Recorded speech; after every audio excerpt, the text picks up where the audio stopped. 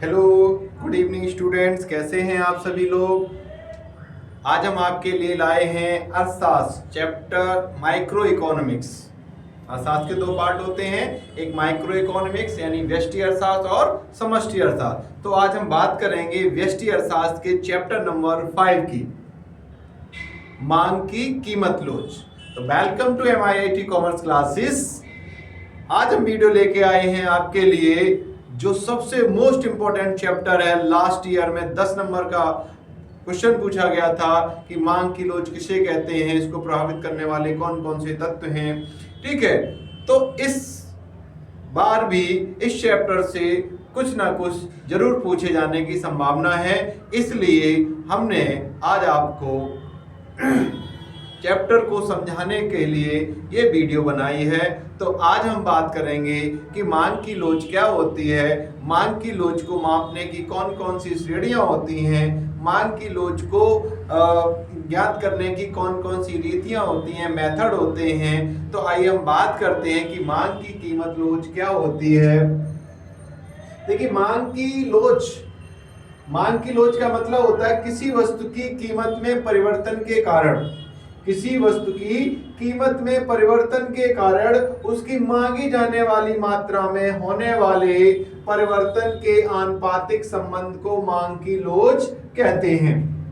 किसी वस्तु की कीमत में परिवर्तन के कारण जब कीमत में परिवर्तन होता है तो उसकी मांगी जाने वाली मात्रा में भी परिवर्तन होता है।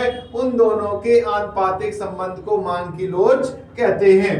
दूसरे शब्दों में अगर हम बात करें, किसी वस्तु की कीमत में प्रतिशत परिवर्तन के कारण उसकी कीमत में प्रतिशत परिवर्तन होता है तो मांग में होने वाले प्रतिशत परिवर्तन के आनुपातिक संबंध को मांग की कीमत लोच कहा जाता है। क्या कहा जाता है? मांग की कीमत लोच कहा जाता है। अब हम बात करते हैं मांग की लोच बराबर क्या फॉर्मूला होता है। वस्तु की मांगी जाने वाली मात्रा में आनुपातिक परिवर्तन, percentage change in quantity demanded upon percentage change in price. तो क्या होता है? Percentage change in quantity demanded upon percentage change in price. तो यहां पे ऐसे भी लिख सकते हैं, percentage change in quantity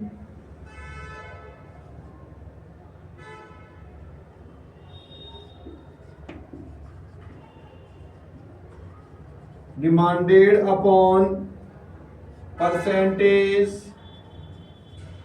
change in price. तो हम बात करते हैं कि कीमत में यानी किसी वस्तु की मांग में जब आनुपातिक परिवर्तन होता है तो कीमत के आनुपातिक परिवर्तन के आनुपातिक संबंध को हम क्या कहते हैं? मांग की लोच कहते हैं। अब ईडी बराबर क्या होता है? Delta Q upon delta P into P upon Q होता है इसका फॉर्मूला। तो यहाँ पे जो डेल्टा क्यू दिख रहा है इसका पर मतलब होता है मांग में परिवर्तन, कि मांग में क्या बदलाव आया है। डेल्टा पी का मतलब होता है कीमत में परिवर्तन, कीमत घट रही है या बढ़ रही है। इसका मतलब होता है क्यू बराबर होता है प्रारंभिक मांग और पी बराबर होता है प्रारंभिक कीमत। तो यहाँ पर हम इस डायग्राम के माध्यम से आपको समझा सकते हैं कि जब किसी वस्तु की कीमत P थी तब उसकी मांगी जाने वाली मात्रा Q थी। अब कीमत घट जाती है, मतलब कीमत में परिवर्तन आता है, घट जाती है तो इसकी मांग बढ़ जाती है, क्योंकि मांग का नियम ही बताता है किसी वस्तु की कीमत के बढ़ने पर उसकी मांग घट जाती है और कीमत कम होने पर उसकी मांग बढ़ जाती है। तो वैसे ही यहाँ पर आनुपातिक संबंध को क्या बताया, यहाँ पर कीमत घट रही है और मांग बढ़ रही है, इसलिए यहाँ पॉजिटिव निशान लगा और यहाँ पर माइनस का निशान लगा है। तो इसमें चेंज में नेगेटिव आ रहा है और इसमें पॉजिटिव चेंज आ रहा है। तो इस तरीके से हम मांग की लोच को समझें।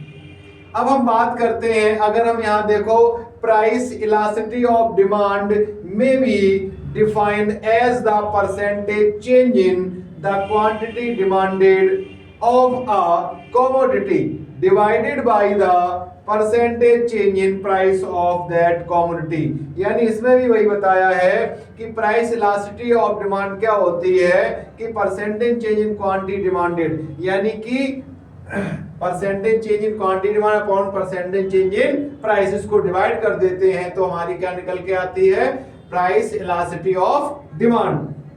अब हम बात करते हैं कि मांग की लोच को मापने की कौन कौन सी रीतियां होती हैं या विधियां होती हैं। तो देखिए यहां हम बात करते हैं, पहला पॉइंट है आपका प्रतिशत या आनुपातिक विधि। कौन सी? प्रतिशत या आनुपातिक विधि, परसेंटेज और प्रोपोर्शनेट मेथड। दूसरा है ज्यामिति या बिंदुरीत विधि, ज्योमेट्रिक और पॉइंट मेथड। कुल व्यय विधि, टोटल एक्सपेंडिचर मेथड। यानी कि हमें ये और ये पढ़ना है, ये हमारे सिलेबस में नहीं है, इन दोनों के बेस पर क्वेश्चन पूछे जा सकते हैं। और अब हम बात करेंगे कि प्रतिशत या आनुपातिक रीति क्या होती है।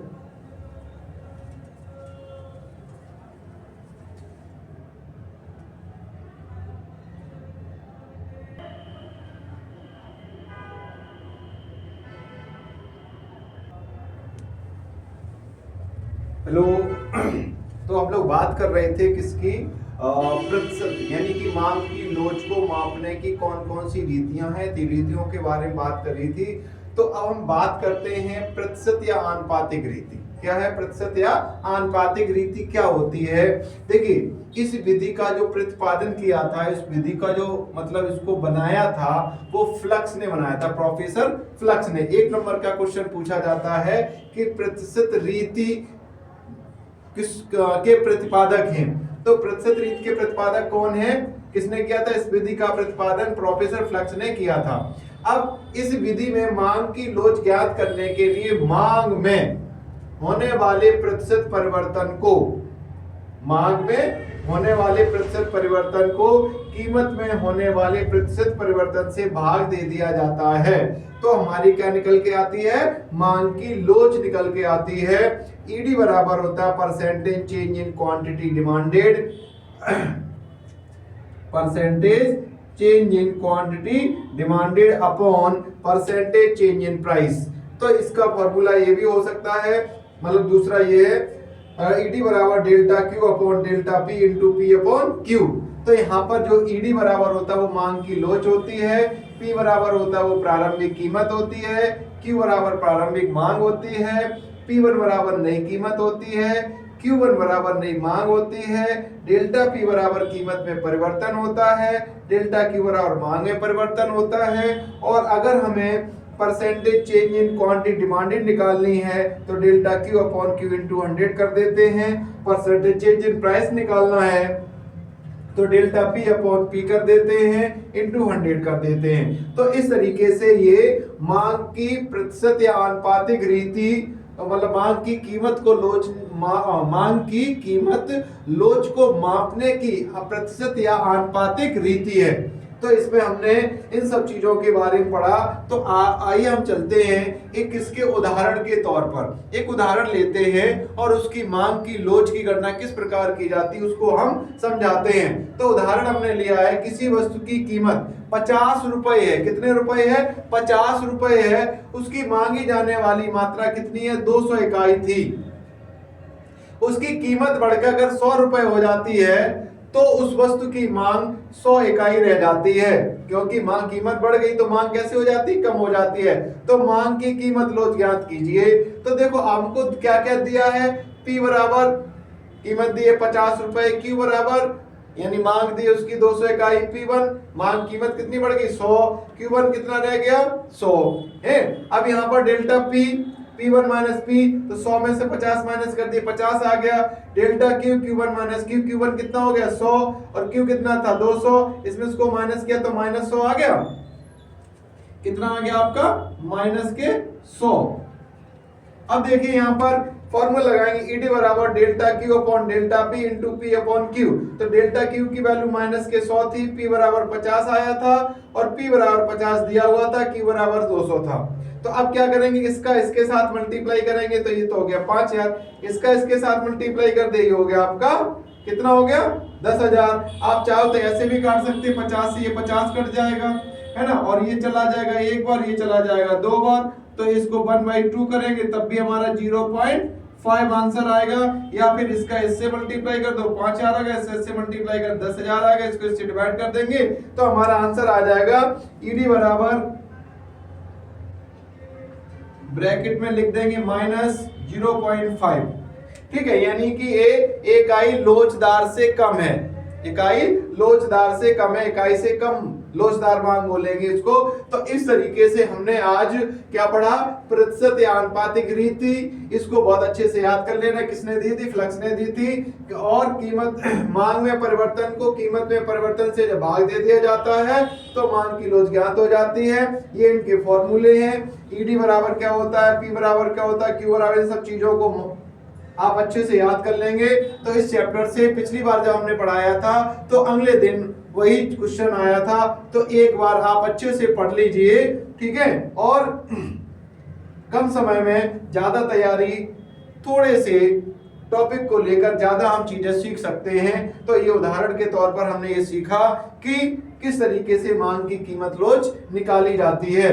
तो बात करते हैं इसके आगे की वीडियो में आपको हम मांग की लोच की कुल व्यय रीति का क्या होती है इसके बारे में बताएंगे। तो वीडियो को लाइक करें, सब्सक्राइब करें और कमेंट करना बिल्कुल ना भूलें। ठीक है, थैंक यू।